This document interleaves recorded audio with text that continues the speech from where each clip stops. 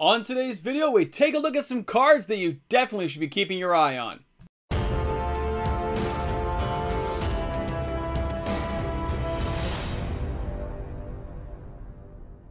Hi everyone, welcome back. MTG Moxman here. If you're new to my channel, welcome aboard. I hope you enjoyed the content today.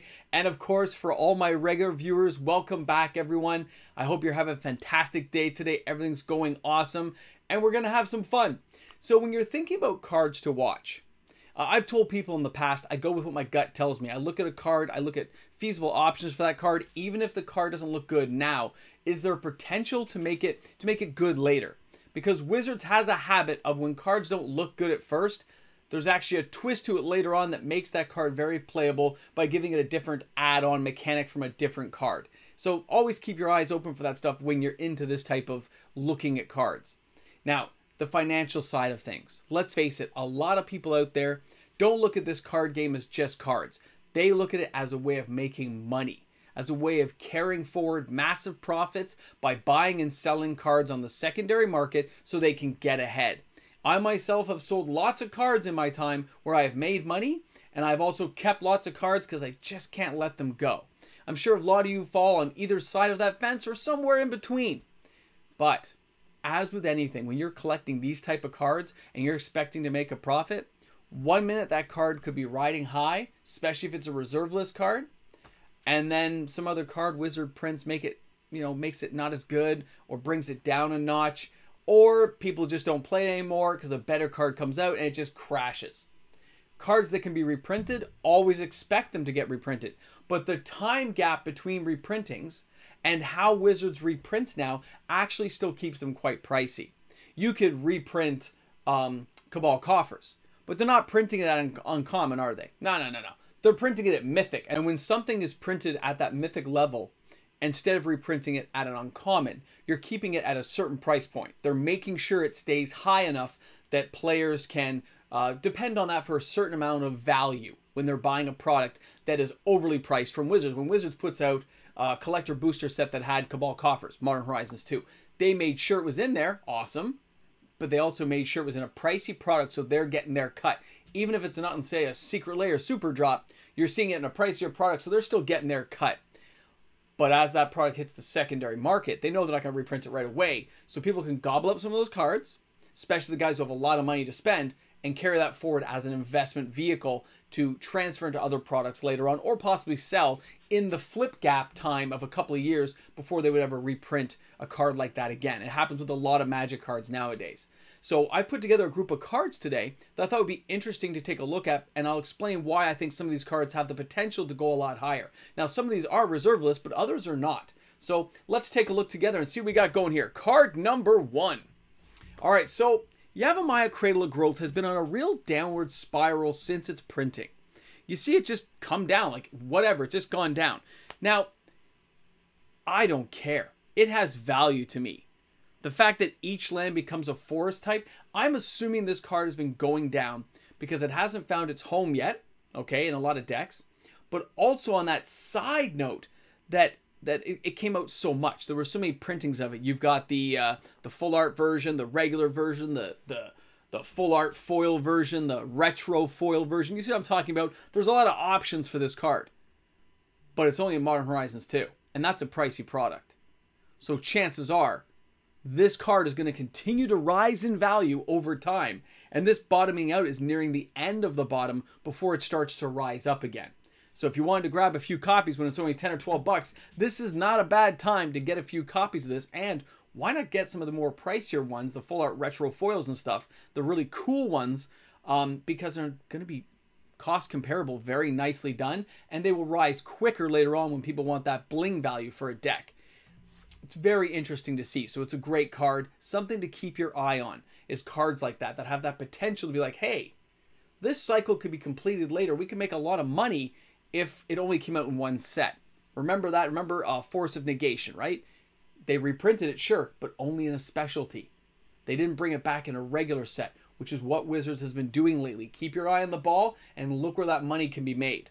Financially, crazy. Remember that. So our next card we're going to look at is going to be Urborg, Tomb of Yawgnoth. Now, this one's had a few printings, guys, but you notice that price has been on that upward echelon. It's just slowly going up because just like the Cradle of Growth, this land turns all swamps and any non-swamp into a swamp, right? I can assume that Wizards will at some point complete this cycle of all these lands. That's awesome. Okay, that is very cool, and I bet you now that they've done it for Yavimaya Cradle of Growth, they might be thinking about it either in specialty products or putting the odd one into a regular product. You can see here, guys, that price is only starting to rise. You can see it upward kind of ticking. It's a good card to keep an eye on. And if you don't have any, you might want to get one or two before it does become too expensive. I mean, you never know what's going to happen in the future. My gut tells me this is a card to watch. Now, our next card is from Dungeons & Dragons, funny enough. And that's going to be the Hall of Storm Giants. And I chose this one in particular because this card's very cheap right now. Okay, it's very cheap. It doesn't come into play tapped if you have 2 or less lands. So if this is your first land or 2 in a game, you can put it into play and use it as a blue land right away. You got your blue mana humming along, great. But later on, when you need that giant blocker, this is going to become that 7/7 giant you need. So it doesn't necessarily come into play tapped, which is nice. It gives you the bonus of having a creature attached to it, which is still pretty cool. And at this low of a price level, and we know D&D is not coming back anytime soon, land module cards like this could be very valuable. This really might be a card you want to keep an eye on. All of these type of land flip cards that D&D provided, although this set looks pretty junky right now and nobody really cares, it's something to watch, okay? I'm telling you, there's something about it that makes me think, what do I care if I spend $5 Canadian on a couple of these, just a play set to keep around, because who knows what the future will bring. Now, our next card I'm going to show you guys is, of course, City of Shadows from the Dark. With a 64 million card print run, this is a very small set. And in this set, cards like City of Shadows, which have no drawbacks and can be used very effectively in Commander nowadays when you block and just sacrifice your own creature to put the counter on it to build up to higher casting costs later. This card is pretty beastie, and it has settled back down. It was approaching that $150 mark for a while. It has sunk back down to around that $100, $110 level American, $140 Canadian. You can find a copy. Very reasonable card from a very old set. And when the next buyout of reserve list cards comes, these are the type of cards that will be hit up, especially if you can find a near mint quality condition card of this level, okay? People will say this isn't like a tier 1 reserve list card. I get that. I see the drawbacks and the possibilities, and somebody's just going to nuke it, wasteland it. I get it. But it's still a very good card. It still has lots of uses, and there's no guarantees in life. But if I'm going to be a betting man, I'm probably going to take a chance on this. Now, our next card is going to be the Winding Canyons. Now, being able to just tap for colorless mana is always nice. And as it comes from Weatherlight, we got an older set here. And yes, it's reserveless, but being able to just tap 2 and put a creature into play as if it had basically flash is amazing. Now, cards like this don't come around every day. They're not really printing lands like this with no drawbacks at all. So it's an amazing land to have your hands on. Now, although I'm not a financial advisor, guys, and this is an entertainment channel, these are cards that catch my eye because if I can look at this and say, it's a $40 card American, and I look at other non-reserve list cards in that $40 level, I would rather buy this and hold on to it and watch it rise when I know other cards can be reprinted. This is why I do things like this, to let people know those variations in the cards and how they can be affected long term. It's something crazy to think about. Now, the next one I want to show you guys is Survival of the Fittest. It's had quite a few random sales lately, really pushing it higher. And I've seen the same couple of people buying out multiple copies. It is driving the price up. It may be a little bit of a catch-22, but I have to mention it.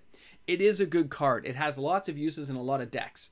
Exodus, great set. Not huge, but nice set when I played it.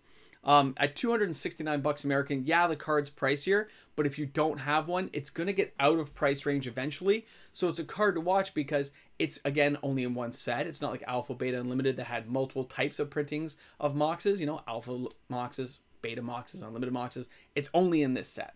They've given a few other choices here, but I would take this one over others, even at this price range, because it's a cheap casting cost enchantment, lets me go searching for the exact card I need, And that's pretty awesome, especially if you just want to get a mana producer or something on the field right away as a blocker of something you can afford versus some monster creature you can't get out right now. So Survival of the Fittest is definitely a card to keep your eye on, guys, if you don't already have one. Now our next card up is going to be Suchi. Now this one's come down a lot. You can see the average says 172, but when you check eBay, if you just want a moderately played copy, 110 bucks Canadian. So you're looking at 70, 80 bucks, 80, 85 American. You'll be able to get your copy of Suchi here. Now Antiquities, again, small print run, guys. And Suchi is a 4/4 for 4. And when it dies, you get 4 mana. Now back in the day, we had mana burn. So it dying, if you couldn't use the mana away, you would take 4 damage. But that is gone, okay? So really, Suchi just gives you 4 mana. So, okay, it dies, and it's a 4/4 for 4, can go in any deck, and it can possibly give you mana to be used later on. Or, think about this, you sacrifice it to the City of Shadows. You put a counter on it, and you get 4 mana. Like, you see the bonus I'm talking about here? And there's lots of ways of bringing Suchi back, such as Argivian Archaeologist, depending on the deck you're building. So, this card should be a lot higher, and it's not yet. So if you just want to grab a copy for $80, $90, that's what I'm talking about. This card has a lot of upswing with almost no downward pressure right now. So although the price is slipping, it shouldn't be. Okay, it's just people being lull right now, looking at too many other things. This is a card to grab. Now, Yavimaya Hollow, same thing.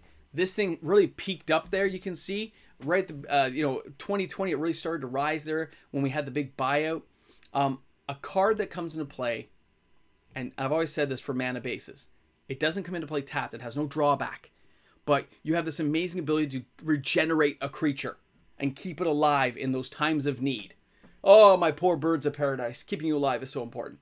So when you see that and you see 122 bucks, very affordable. And you can find moderately played copies for less than that on platforms like eBay and TCG Player. And it's had that downward dip again because people are looking at all these new products coming out and they're not paying attention to the reserve list. There's very few people who are watching cards like this and can tell you, guys, the price is dipped. This is the time to pick it up. If you're looking for one and have spare cash, definitely a card to grab because it could be used in basically any commander deck at any time that has creatures and has green in it, even if it's only splashed in. There's lots of lands that can give you that dual color you need and still splash in green to get the regeneration effect you're looking for. Yavimaya Hollow, you rock. Our next card is going to be Metalworker. Again, another card that has dipped down. Had that downward pressure, forced the price down to a more affordable level, but it's an epic card. Yeah, it's a 3 casting cost creature, and it's a 1/2. He's wimpy, but the ability to show you some amazing artifacts and get lots of mana, the combos are just crazy with this card. He shouldn't be this cheap either. But again, as I've said in the last 2 cards, this kind of pressure forcing it down with people looking at other products has allowed the Metalworker to slip in a comfortable price zone where a lot of players who have a few bucks to spare can really grab it. Do I feel like buying a box of D&D or a Metalworker? You hear what I'm saying? Like, there's those price gaps. Certain cards you might say, but remember, there might be some cards you want for a modern deck. I understand. But if you're looking as an investment, if you're looking for a future vehicle that can generate cash potentially later, it's cards like Metalworker and reserve list cards that will push you to that level. Our next card is going to be Cabal Coffers. Now, Modern Horizons had this card printed again. Modern Horizons 2, sorry, printed again. And we saw that downward pressure right away. So it's just caved right in. But again, it's only been reprinted in this set. It's only come back, Modern Horizons 2, in any recent printings. And because it came back as a mythic, and it is hard to get, I saw lots of people open boxes and never get one. And yes, there's multiple versions of it, but it's still hard to get. It's bottoming out now. What's it going to be like a year from now? Is it going to stay at around that $25 level? Or is it going to go back up to that $40, $50 level and people can buy 20, 30 copies, can make some bank or some good trading value at their stores? That's something to keep an eye on because I think this card can rise up and get above where it is. And don't forget, full art versions or full art foil versions will go a lot higher because they've never been printed in our set before. So they'll have a more desirable factor for the guys who want to bling out their decks with something special, okay? Keep an eye on that. I'm telling you. And our last card I want to show you today is Undiscovered Paradise. Now this one's risen quite a bit and it's dipped back down. It's gone a little higher. I wished it dipped a little bit more so I'd make it a more buyable card for myself. But I can see why people like this card. The ability of even sacrificing it and bringing it back and getting any color mana you need make it an amazing card to have in a commander deck And of course, it's in an old series of Visions that hasn't been printed in 20 years, and it's reserve list, so it's not coming back. But when you see this card for 30 bucks, and I can see another card for 30 bucks, and I see another card for 30 bucks, and another card for 30 bucks, and I line those cards up, and this is a reserve list, and the other three aren't, I'm picking the reserve list card just out of spite, because it's reserve list, and it's not going to come back, and the other ones can be reprinted 5 years from now, and possibly be forced down, allowing me to grab it at a cheaper rate. It just depends on how bad I need the card. So out of all the cards I showed you guys today, I really hope you learned something and enjoyed the cards I showed you. When you're looking at value versus reserve list or a card you want, when you start putting all those things together, focus on what you care about as a player. But if you're looking at the financial side, the cards here have a financial upswing later on, depending on how the market goes. There are risks. There's risks in everything. And if you have a few bucks to spend, you can see how you can make a lot of money doing this if you want to flip cards all the time. But you got to be careful. You got to pay attention to the market all the time. And that's how it goes. So everyone, thanks a lot for tuning in today. Hope you enjoyed the content. If you're new to my channel, hey, guys, leave a comment in the comment section. I look forward to talking to everyone, of course, each and every day. Have a wonderful day, and I'll see you guys soon. Hey guys, big shout out to all my patrons out there, of course, because patron support's amazing. It's what makes this channel available and possible for all the viewers out there. Thanks again to all my wonderful patrons. I look forward to talking to you each and every day. Have a great one.